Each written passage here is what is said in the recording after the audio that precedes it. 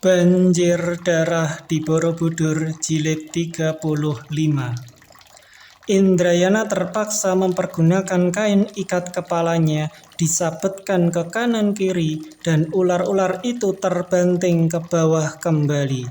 Indrayana menggunakan kerisnya digurat-guratkan kepada batu hitam.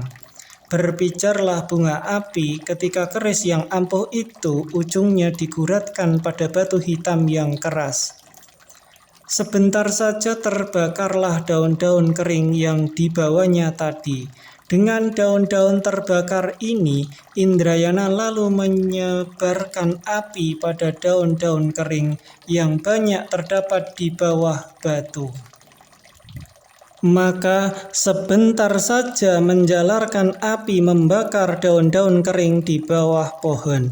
Akal Indrayana ini baik sekali, karena begitu menghadapi api, ular-ular itu menjadi ketakutan dan larilah binatang-binatang itu berserabutan.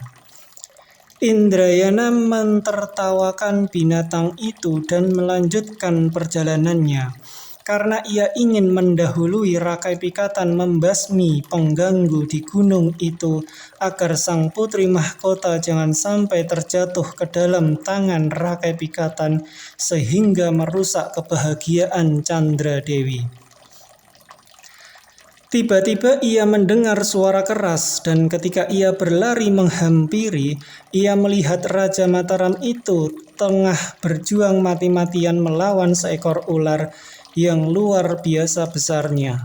Sungguh baik sekali bahwa kedua orang muda itu mendaki bukit dari dua jurusan. Karena kalau saja tidak demikian halnya, maka mereka yang naik ke bukit itu tentu akan menghadapi ular besar itu dan dikeroyok pula oleh ratusan ular kecil. Kalau terjadi demikian, maka hal itu akan berbahaya sekali. Agaknya tak mungkin menghadapi naga luwuk jika masih dikeroyok pula oleh ratusan ular itu. Tanpa disengaja, Indrayana dan Pancapana telah bekerja sama, menghilangkan perintang yang berupa anak buah Sarpajati dan Sarpawuyung, sepasang manusia iblis di Gunung Papak itu. Akan tetapi ketika Indrayana menyaksikan betapa Rakai Pikatan telah berhasil menewaskan ular besar dan kini duduk mengasuh di bawah pohon, ia tak dapat menahan kesabarannya lagi dan kebenciannya meluap. Terbayanglah wajah Candra Dewi yang menangis sedih karena ditinggalkan oleh suami yang mengikuti sayembara hendak memperebutkan putri Sailendra. Tanpa banyak cakap lagi, ia lalu melompat dan menerjang Rakai Pikatan yang sedang duduk. Sungguh pun ia tidak memberitahu lebih dulu, namun sebagai seorang kesatria, ia ingin menyerang dari depan dengan terang-terangan, memukul dada Raja Mataram yang masih muda itu. Demikianlah setelah melihat bahwa yang menyerangnya itu adalah Indrayana, Rakai Pikatan lalu menegur pemuda itu, dan kini mereka berdiri berhadapan, saling menatap muka masing-masing dengan pandangan bernyala. Indrayana, apakah artinya ini? Mengapa kau menyerangku dengan tiba-tiba tanpa alasan? Indrayana tersenyum sindir. Sang Prabu Pikatan, sungguh pun aku menyerangmu. Akan tetapi aku menyerang dari depan. Majulah kau dan mari kita sama lihat siapa yang lebih unggul dan lebih dikdaya. Indrayana, apakah kau sudah gila? Bentak sang Rakai Pikatan marah. Merahlah muka Indrayana mendengar makian ini. Ia membusungkan dadanya dan menjawab, Sang Prabu Pikatan, baru sekarang terbukti kebenaran kata-kata orang bijaksana, bahwa kedudukan tinggi itu bercahaya gemilang, sehingga dapat membutakan mata hati orang. Kau yang dulu kuanggap orang semulia-mulianya dan sebaik-baiknya, setelah mendapat kedudukan tinggi dan mulia, ternyata juga menjadi buta, dan bukan aku yang gila, melainkan kau sendiri, gila perempuan. Bukan main marahnya sang Rakai Pikatan mendengar ini. Indrayana, tak patut kau mengeluarkan kata-kata sekeji ini. Agaknya kau marah kepadaku karena Chandra Dewi. Jangan sebut-sebut namanya dengan persoalan ini. Sudahlah, kalau benar-benar kau laki-laki dan gagah, mari kita tentukan di tempat ini. Kita berdiri sebagai saingan dalam memperebutkan sang putri mahkota Sailendra. Kalau kau sanggup menyempal bahu Indrayana, barulah kau akan dapat memboyong putri itu. Kalau tidak, kau harus mati dan putri mahkota adalah hak Indrayana. Kurang ajar, seru sang Rakai Pikatan dengan mata bernyala. Sebelum pecah dadaku, jangan harap kau akan dapat menjadi suami Pramodawardhani dan merusak kebahagiaan istrimu sendiri. Kata-kata terakhir ini tidak terdengar lagi oleh Indrayana yang sudah merasa marah sekali. Ia melompat maju, memukul dengan tangan kanannya. Akan tetapi Rakai Pikatan dengan sigapnya menangkis dan balas menyerang. Bukan main hebatnya pertandingan ini. Keduanya sama tampan, sama gagah, sama sakti mandraguna, dan pernah mendapat gemblengan yang sama pula dari guru mereka, yakni sang Begawan Ekalaya di Gunung Muria.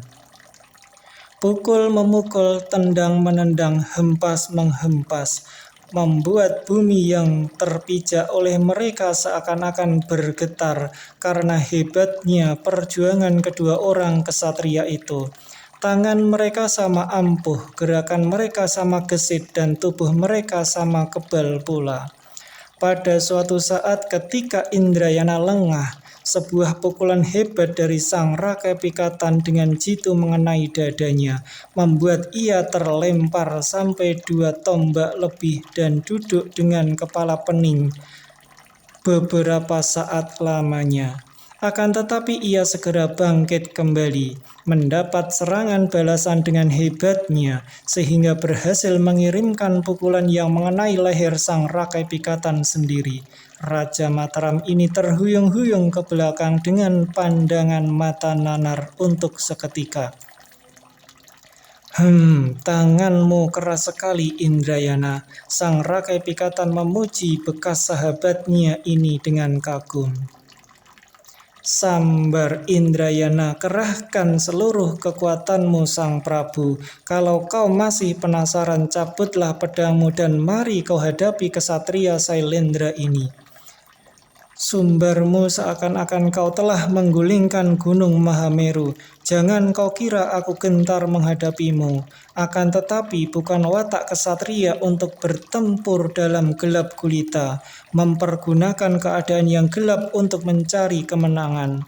Orang yang bertempur secara liar di dalam gelap hanya orang buas yang tidak mengenal tata kesusilaan.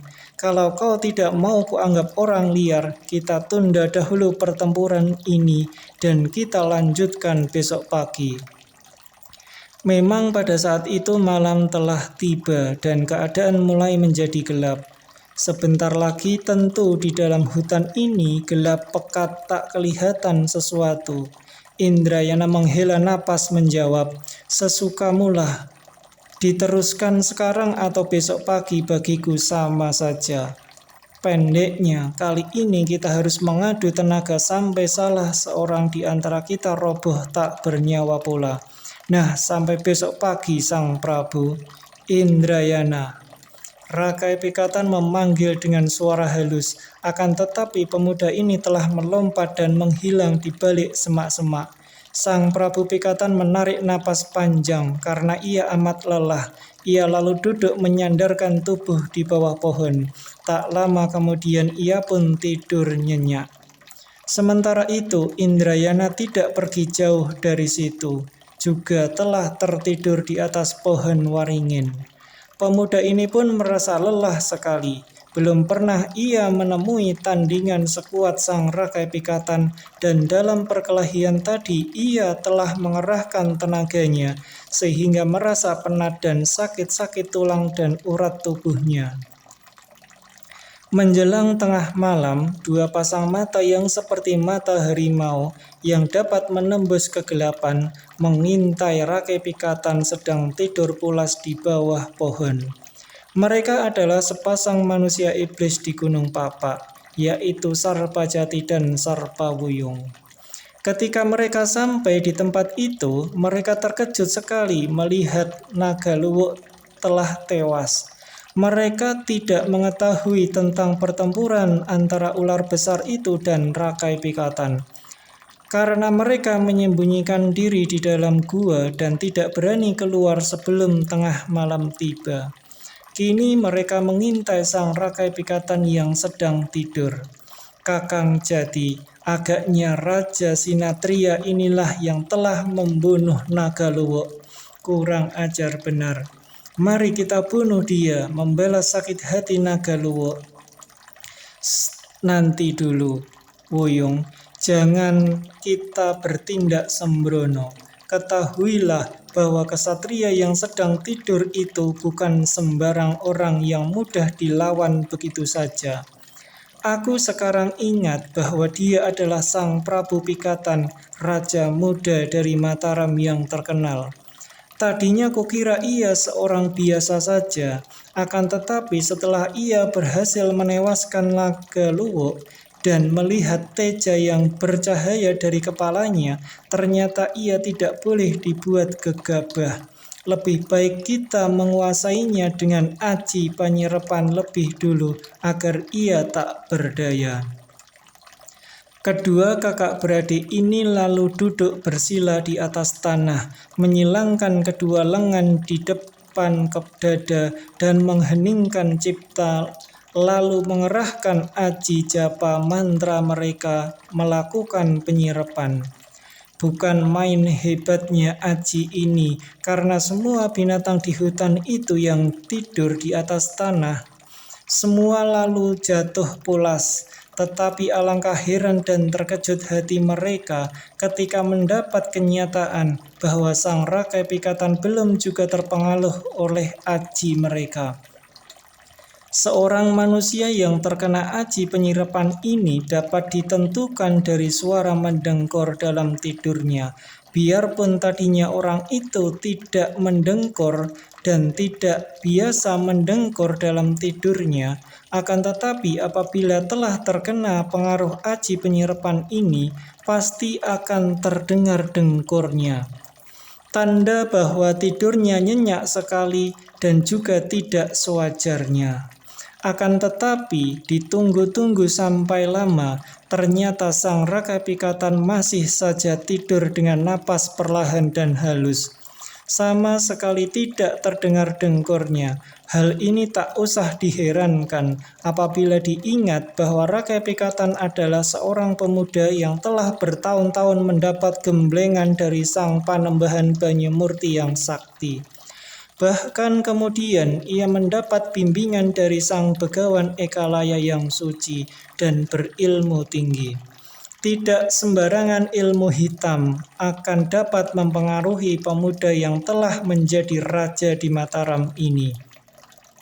Sepasang manusia iblis kembar itu menjadi penasaran, dan dengan sekuat tenaga mereka mengerahkan aji kesaktian, dan pengaruh aji tenung mereka itu menyebarkan hikmat yang membuat daun-daun pohon seakan-akan ikut tertidur juga.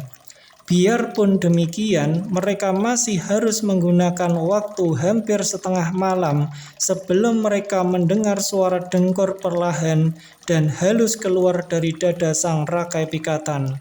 Menjelang fajar, barulah Raja Mataram itu tunduk dan terkena hikmat aji kesaktian Sarpajati dan Sarpawuyung.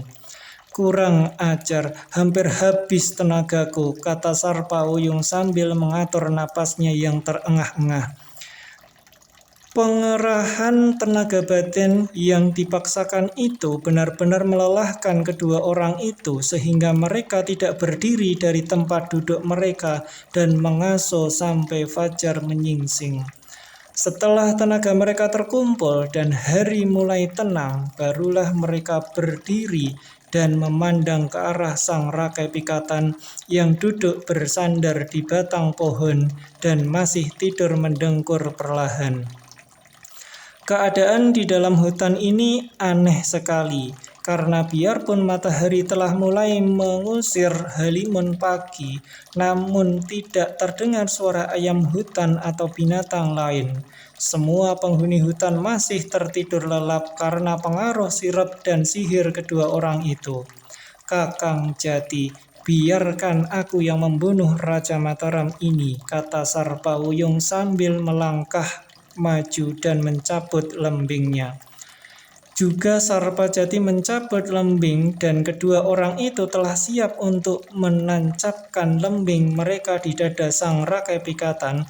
Akan tetapi tiba-tiba pada saat Sarpawuyung telah mengangkat lembingnya dari atas pohon melayang turun sebatang anak panah, tahu-tahu menancap di depan kedua orang yang hendak membunuh Raja Mataram itu.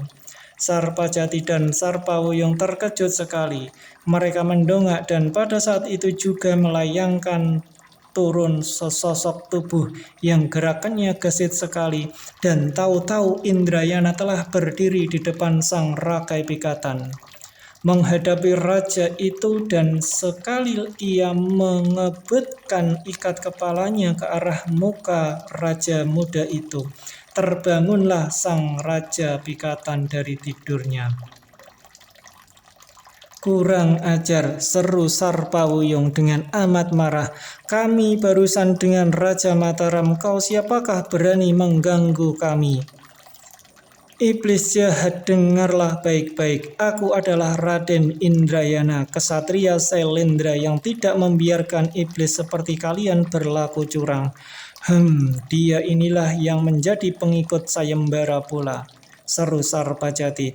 "Adiwuyung, hayo kita singkirkan manusia sombong ini."